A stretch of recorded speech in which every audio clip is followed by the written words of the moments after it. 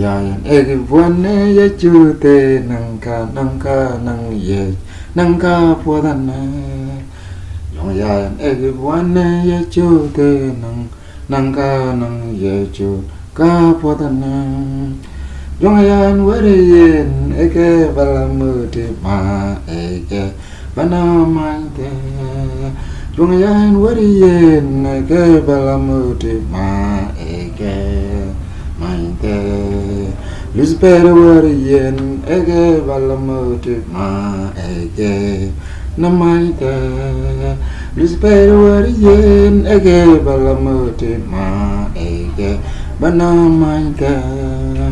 ye jwayan wariyen ege balamuti ma ege banamainte ye jwayan wariyen ege balamuti ma ege banamainte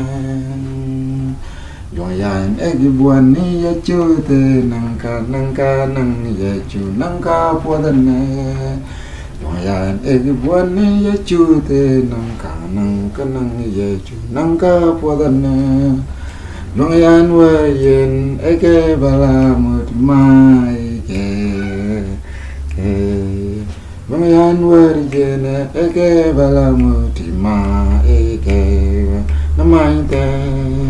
luspera wariyen ege balamut ma ege banamainte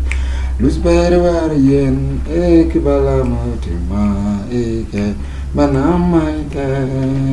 ye jwayan wariyen ege balamut ma ege banamainte ye jwayan wariyen ege balamut ma ege banamainte